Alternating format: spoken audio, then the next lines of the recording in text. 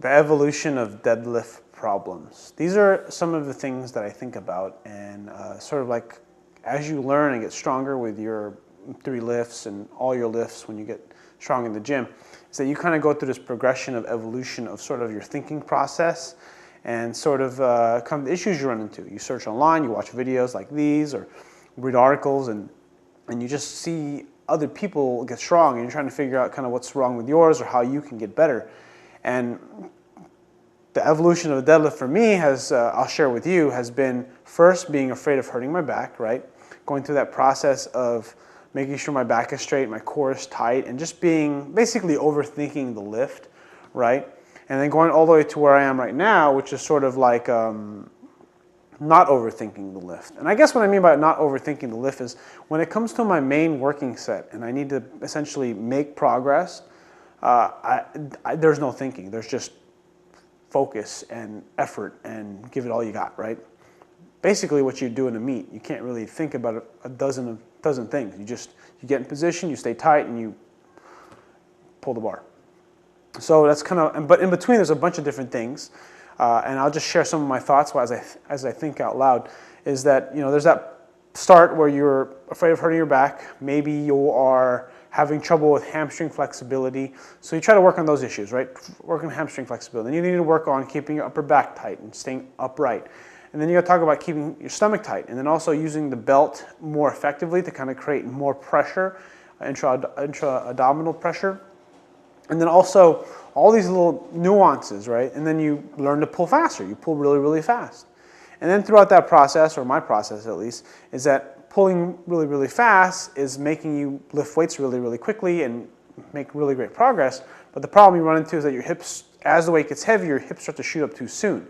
So your positioning of your hips to the bar starts to make a change, and then you have to start pulling slower. Why would you pull slower? It's more like you need to pull more accurately, would be more appropriate. You're still trying to pull as fast as you can, but when you essentially yank the bar, trying to rip it as fast as you can off the ground, one of the problems with that is that your hips will end up shooting up too quickly. So it's almost like kind of a bittersweet with trying to grip and rip versus pushing through the ground. You know, you want to have, or for me, I've had a combination of focusing on those two different things. So that's sort of how it's been.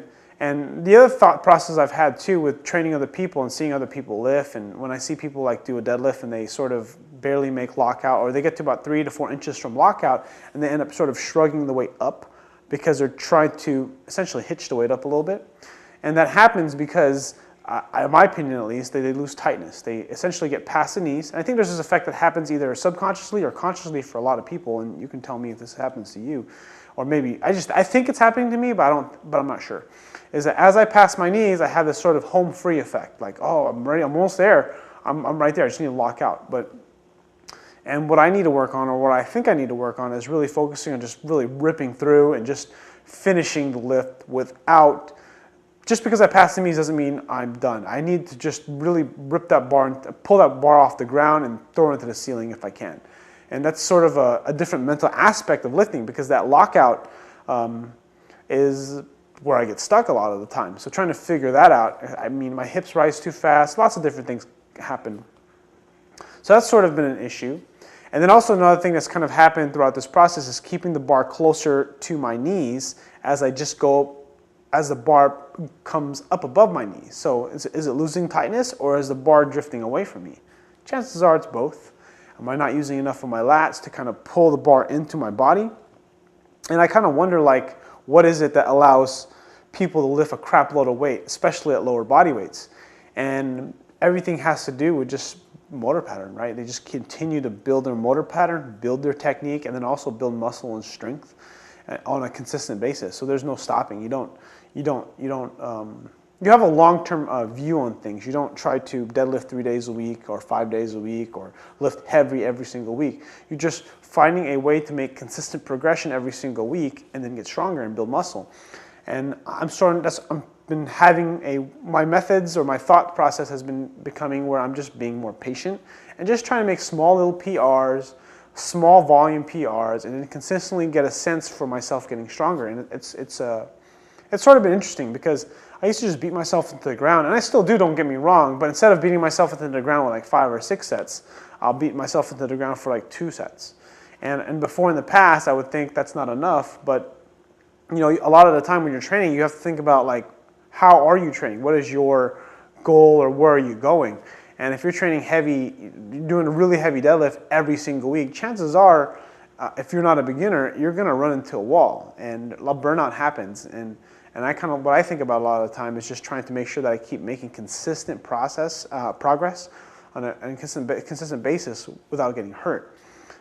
There, of course, are some inherent risks I take and run into some issues, but it seems to be that if I just kind of push myself a little bit, track my progress, and focus on getting more reps in with certain weights, and work on certain positions and flexibility, I'll be able to get to where I want to be. It's just a matter of being consistent. Because what I've found is that when you don't train and you skip a week, I think that it really messes with my head, and it really messes with my ability to get more out of myself. The other thing I kind of want to mention that on one of Greg Knuckles' videos that he posted the other day, he talked about how, because I had this thing that I was doing pause deadlifts from a block. So yesterday I did like 3x3, 2 sets of 3 with 505 pounds off of like 5-inch blocks. So I pick it up off the blocks, pause for about a second or two, and then finish the lift. Those were all grinders. God, that sucks. But it was great because I was practicing on something that I knew that I needed to work on. And then I asked Greg Knuckles this, and he said, what did he say? He said, working on keeping a really neutral upper back. And I started to think about this a little bit. I'm like, okay, why would you do this? Focus on a neutral upper back. And he didn't say this, but but what I remember from other stuff that I've read is that when you start to round your upper back, lockout becomes more and more difficult, especially if your arms aren't like unusually long, because remember, the one of the things to remember is that when you try to do a rounded back deadlift like Pete Rubish, right? When they really round that upper back, lockout becomes harder and harder. And there's some physics in there that I can't quite really articulate in this video quite yet, at least, is that the more your upper back rounds, the more difficult lockout becomes. And then when you are, so one thing that happens is when you have a rounded upper back, and I'm just thinking out loud here, so when you have rounded upper back, especially if you're trying to pronounce the roundness of the upper back during the deadlift, is that you're going to be able to shorten the range of motion, and you'll probably be able to get a little bit faster off the ground. Maybe, maybe not, but that's kind of what you'll be able to do.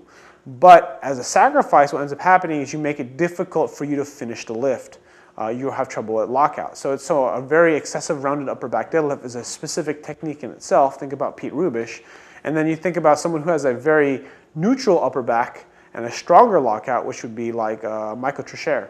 And it's sort of, so that's why when I see him lift and then I see Pete Rubish lift, I'm starting to realize, oh, now I'm starting to get what I've heard over the years, over the last 2 years. I've noticed that this is what people are talking about. I remember Mark Bell talking about the rounded upper back making lockout difficult. I didn't understand it. This was like last year.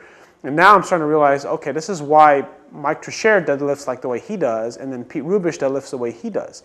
And you see this, and you're just like, I mean, it's a small nuance. You can't really, it's hard to, I'm explaining it to you, and you might understand what I'm talking about, but it's almost like if you're really new, you can't see these small nuances, which is sort of interesting. I mean, Mike Tricher doesn't have a ton of videos, but when you see him deadlift, his lockout is super strong, and his technique is extremely accurate.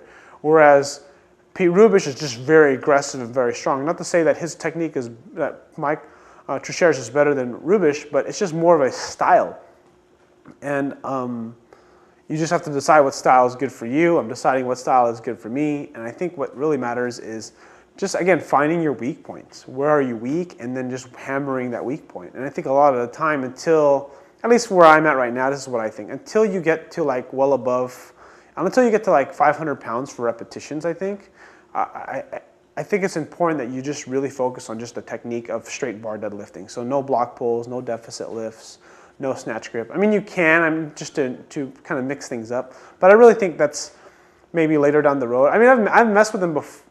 I messed with them a little bit before I hit 500 pounds, but it sort of didn't really matter because a lot of technique, I'm starting to realize that there's more technique into lifting the deadlift than there is strength. Not to say that strength isn't important. You still want to build strength, but essentially when you talk about the people that deadlift between 400 and 440, like the low 400s to someone who deadlifts over 500, it seems to be that the people that are deadlifting over 500, there's just a little bit more technique involved.